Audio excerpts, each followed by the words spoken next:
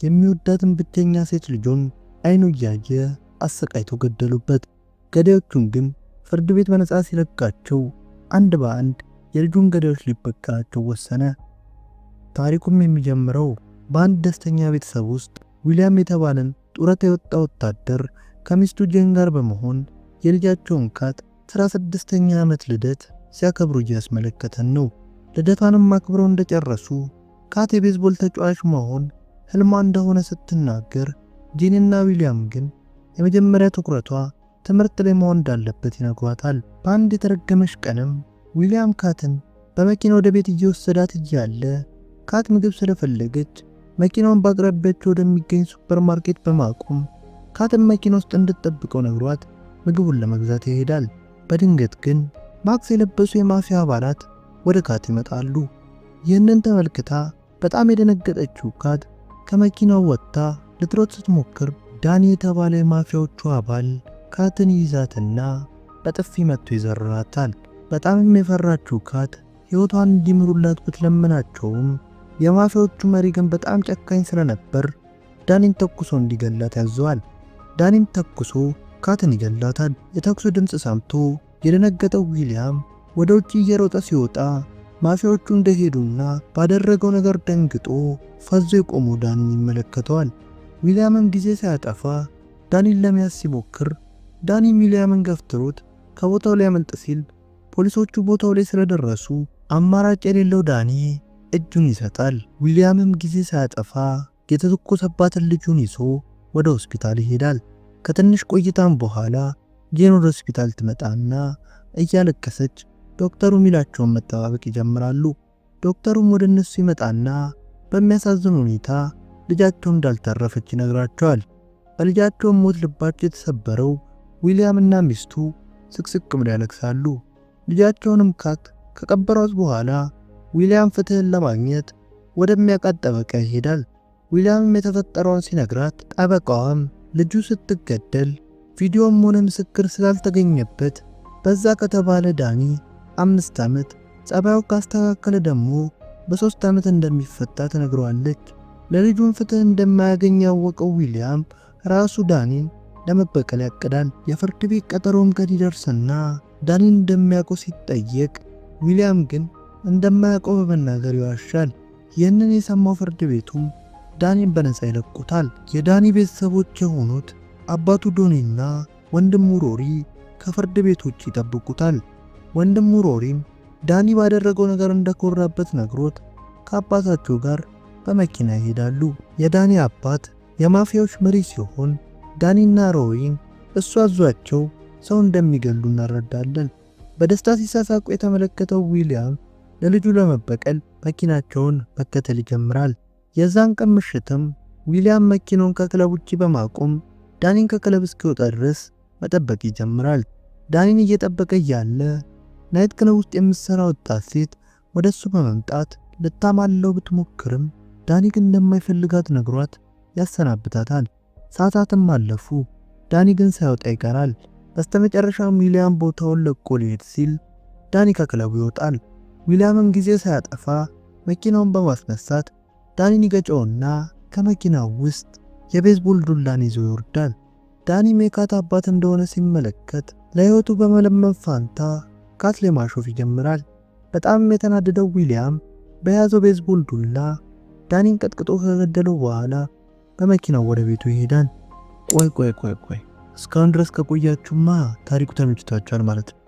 ይህንን ቪዲዮ ሰርቶ እናንተ ጋር ለማድረስ ብዙ ልፋት አለውና ቪዲዮውን ላይክ እንዲሁም ቻናሉን ሰብስክራይብ በማድረግ እኛም ማገዝ ይችላሉ።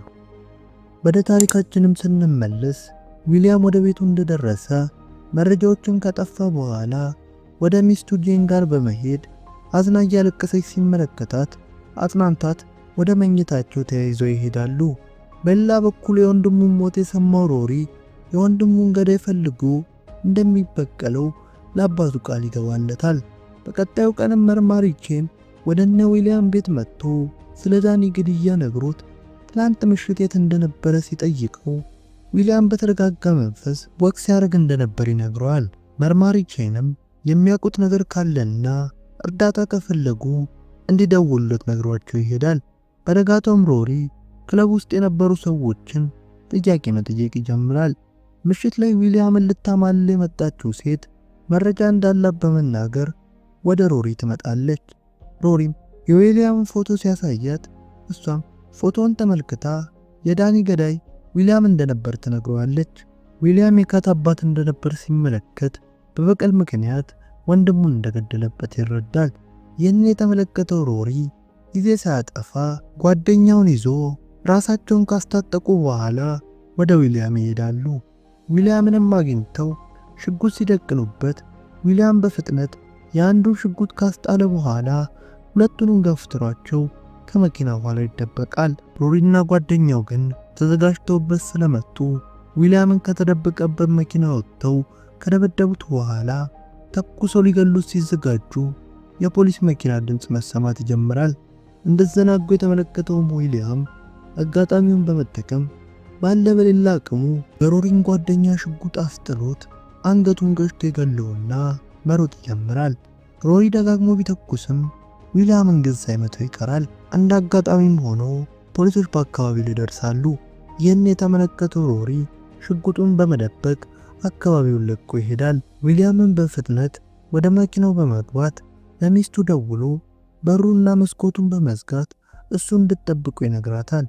ወደ ቤቱም እንደደረሰ ጄን ነገሩ ግራ ስላጋባት ለመርማሪ ቼን ትደውልለታለች። በሌላ በኩል መርማሪ ቼን በወንጀል ቦታው ላይ ተገኝቶ ሲመረምር የዊሊያምን አሻራ አግኝቶ ከዳኒ ሞት ጋር ሊገናኝ እንደሚችል ስለጠረጠረ ወደ እነ ዊሊያም ቤት ይሄዳል። መርማሪ ቼንም በቀጥታ ስለ ዳኒ ሲጠይቀው ዊሊያምም እሱ እንደገደለውና የገደለበትን ምክንያት ፍትህን ስላላገኘ እንደነበር ለመርማሪ ቼን ያስረዳዋል።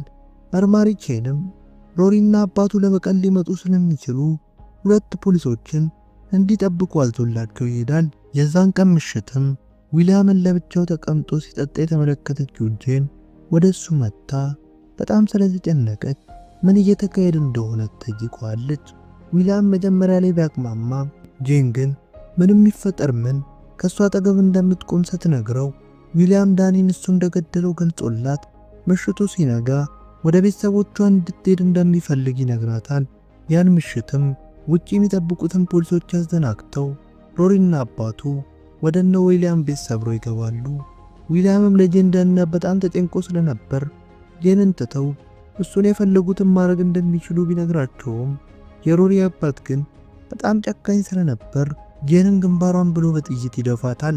ይህን የተመለከተው ዊሊያም የሮሪን መሳሪያ ሊያስጥለው ቢሞክርም ሳይሳካለት ይቀርና ደረቱን በጥይት መተውት ተሰቃይቶ እንዲሞት ትተውት ይሄዳሉ። እንደሄዱም የሞት ሞቱን እያጣጣረ ዊሊያም መሬት ላይ እንደባክ ተስቦ ለፖሊሶች በመደወል የራሱን ሕይወት ያተርፋል። በሆስፒታልም ራሱን ከሳተበት ሲነቃ በጥፋተኝነት ስሜት ለሚስቱ ሞት ራሱን ይወቅሳል። ዶክተሮቹን ካረጋጉት በኋላ ዊሊያም ሚስቱን የገደሉበትን ሮሪና አባቱን ለመበቀል ቆርጦ ይነሳል።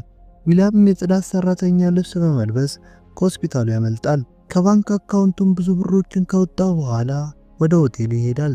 የሆቴሉ ባለቤትም ዳንቴ ይመለከተውና ሰሞኑን ዜና ላይ ሲመለከተው እንደነበር ገልጾ ሊረዳው እንደሚችል ይነግረዋል። ዳንቴም ለዊሊያም ሮሪና ሰዎቹ ያጎቱን ልጅ እንደገደሉበት ጠቅሶ በሚያስገርም ሁኔታ የተለያዩ መሳሪያዎችን በማውጣት የፈለገውን መሳሪያ ካስመረጠው በኋላ መኪና ጨምሮ ይሰጠዋል። ዊሊያም በበፊት ሕይወቱ ወታደር ቢሆንም ለ5 ዓመታት ግን መሳሪያዎችን በእጁ ስላለካ ወደ በፊት አቋሙ ለመመለስ በጫካ ውስጥ ቀን ከሌት ይለማመዳል። ዝግጅቱንም እንደጨረሰ የሮሪ ጓደኛ ወደ ዋናው ዛክ ቤት በመሄድ በሩን ሰብሮ ከገባ በኋላ ዛክን እግሩን በጥይት ይመታዋል። ዛክም ለሕይወቱ መለመን ጀምራል። ዊሊያም የሮሪን አድራሻ ካወጣጣው በኋላ ቡም ዛክን ግንባሩ ብሎ ይገላግለዋል። መርማሪ ቼንም የዛክን ግድያ ሲመለከት ከዚህ በኋላ ያለው ዊሊያም እንደሆነ ስላወቀ የደም መቃባቱን ለማስቆም ወደ እነ ሮሪና አባቱ ቤት በመሄድ ዊሊያም ለበቀል እየመጣ እንደሆነ ቢነግራቸውም ሮሪ ግን ዊሊያምን በመናቅ ቢመጣ ምንም እንደማያመጣ ነግሮት መርማሪውን ይሸኘዋል። መርማሪ ቼንም ከነ ሮሪ ቤት ወጥቶ ሲሄድ ዊሊያምም እስከ ቤቱ ድረስ ይከተለውና መርማሪ ቼን ለሽጉጥ ደቅኖበት እዚህ በኋላ መቼም በመንገዱ እንዳይገባ ነግሮት በመንገዱ ከገባ ግን እሱንም ጨምሮ እንደሚያስወግደው ይነግረዋል። በነጋታውም ዊሊያም ከነሮሪ ክለብ ውጪ መኪናውን በማቆም ሮሪና ሰዎቹ ቦታውን ለቀው እስኪወጡ መጠባበቅ ይጀምራል። ሮሪና ሰዎቹ በመኪና ቦታውን ለቀው ሲሄዱ ዊሊያምም ራሱን እንደ ሰካራም በማስመሰል ጋርዱን ተጠግቶ ይዘረዋል። በክለቡ ውስጥም የሮሪን አባት ያገኘውና ቡም እሱንም ግንባሩን ብሎ ይገላግለዋል። ዊሊያምም ወደ ሮሪ ደውሎ አባቱ እንደገደለው ይነግረዋል።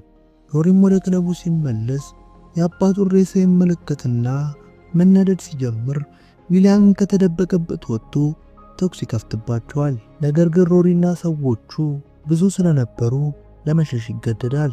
ጉዳት የደረሰበትም ዊሊያም ወደ ሆቴሉ ይመለሳል። ከዚህ በፊት ዊሊያም ላይ ጠቆመችበት ሴት ትመለከተውና ወደ ሮሪም ደውላ የዊሊያምን አድራሻ ትሰጠዋለች። ሮሪና ሰዎቹም ወደ ሆቴሉ ይመጣሉ። የሮሪና ሰዎቹን መምጣት የተመለከተው የሆቴሉ ባለቤት ዳንቴ ዊሊያምን ያስጠነቅቀዋል። ዊሊያምም ጊዜ ሳያጠፋ ስናይፐሩን አውጥቶ ሮሪ ላይ ቢተኩስበትም ጥይቱ ግን ሳይመተው ይቀራል። ዳንቴና ዊሊያምም መኪና ውስጥ በመግባት ከሮሪ ለማምለጥ ቢሞክሩም ሮሪ ግን ሊፋታቸው አልቻለም። ዳንቴም ለበፊት ጓደኛው ማይክ ደውሎ እርዳታ እንደሚፈልግና ሰዎቹን መሳሪያ ታጥቆ እንዲጠብቁ ይነግረዋል። ወደ ማይክም ጋራጅ ይሄዳሉ። ሮሪና ሰዎቹን በቦታው ላይ ደርሰው ባርተኩስ ልውውጥ ይካሄዳል። ሮሪም ሽጉጥ የመተኮስ ልምዱን በመጠቀም አንድ ባንድ ማይክና የማይክን ሰዎች በቀላሉ ይገላቸዋል። በተኩስ ልውውጡም ወደ ተጎዳው ዊሊያም በመሄድ ዊሊያም ላይ ያሾፈበት ሊገለው ሲዘጋጅ ዊሊያም አጠገቡ የሚገኘውን መፍቻ በማንሳት አንገቱን ወቅቶ ይገላግለዋል። ፖሊሶችም ወደ ቦታው ደርሰው ዊሊያምን ወደ ሆስፒታል ሲወስዱ ታሪኩ ይጠናቀቃል። ታሪኩ እንደተመቻችሁ ምንም አልጠራጠርም። እንደዚህ አይነት ቪዲዮዎችን ሰርቶ እናንተ ጋር ለማድረስ ብዙ ልፋት አለውና ቪዲዮን ላይክ እንዲሁም ቻናሉን ሰብስክራይብ በማድረግ እኛም ማገዝ ይችላሉ። እና እንደ መጨረሻ ነገር ስለ ቪዲዮ የተሰማችሁን ሀሳብ አስተያየት ኮሜንት ማድረግ እንዳይረሱ። ይመቻችሁ።